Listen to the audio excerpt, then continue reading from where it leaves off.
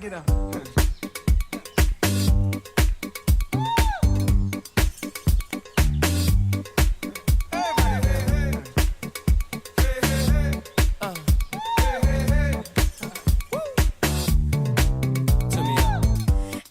Dit is de Lietse panda en die wordt ook wel rode panda neemt.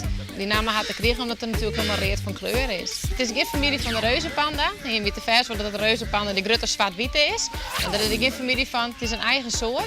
En je zoon denkt dat familie van de reuzenpanda is omdat hij ik van bamboe houdt. Maar dat is net zo.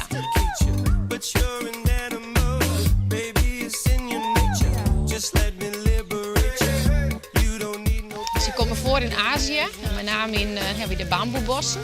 Ze worden bedreigd en dat komt omdat in de bamboebossen waar ze voorkomen, daar wordt volle kapt. En ja, ze zitten bovenin de BM natuurlijk eten van de bamboe.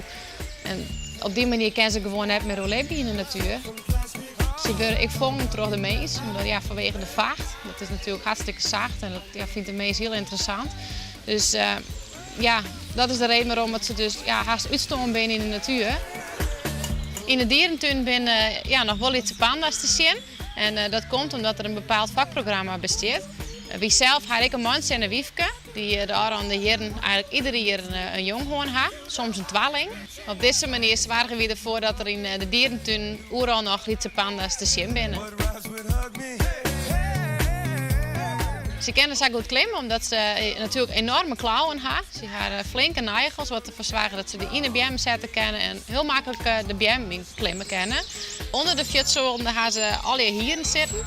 Wat ervoor zorgen dat als het glad is op een BM of op een rotsen of waar ze maar opklimmen willen, dat ze grip krijgen en dus ik net uitglied zijn.